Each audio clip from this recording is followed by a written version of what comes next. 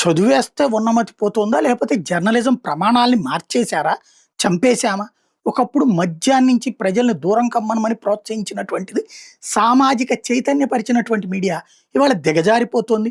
మన తెలంగాణలో ఈ మద్యం లిక్కర్ షాపులకు సంబంధించిన టెండర్లు, ఆ టెండర్ల తర్వాత లాటరీ తీస్తే, ఆ గెలిచినటువంటోడేదో వినాయకుడు లడ్డు గెలిచినట్టు, లేకపోతే గనక ఏదో దేశ ప్రయోజనాలు సాధించినట్టు, వాడి దగ్గరికెళ్ళి మీరెలా సాధించారు? ఈ విజయంతో మీరెలా ఫీల్ అవుతున్నారు? దీంతో మీరు అద్భుతాలు చేస్తారా? ఏంటది? ఈ ప్రశ్నలేంటి? వాళ్ళని అడిగేదేంది?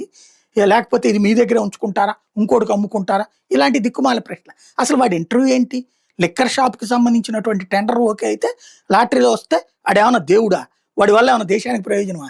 కొన్ని వందల మంది జీవితాలు నాశనం అవుతాయి. వాడు దాగబోయించడం వల్ల దాగినటువంటి వాళ్ళు అనేక మంది నాశనం అవుతారు. వాళ్ళ జీవితాలు తొందరగా చస్తారు. 70 ఏళ్ళు, 80 ఏళ్ళు, 90 ఏళ్ళు బతకాల్సినోడు 50 ఏళ్ళు, 45 ఏళ్ళు, 60 ఏళ్ళకే చచ్చిపోతాడు. ఈ చచ్చిపోవడానికి కారణం అయ్యేది వాడు అమ్మే మందు.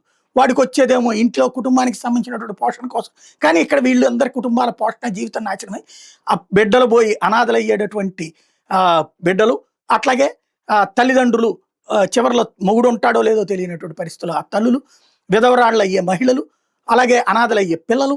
ఇది కదా అసలు చైతన్యపరచాల్సింది. అది మానేసి వాడేదో లాటరీ టికెట్‌లో గెలిచేసాడు, కోటీశ్వరుడయిపోయాడు అన్నటువంటి కోణంలో ప్రొజెక్ట్ చేసుకొస్తున్నారు. మనం జర్నలిజం చేస్తున్నామా? లేకపోతే ఎక్కడికెళ్తున్నామో చర్చించుకోవాల్సిన సందర్భం.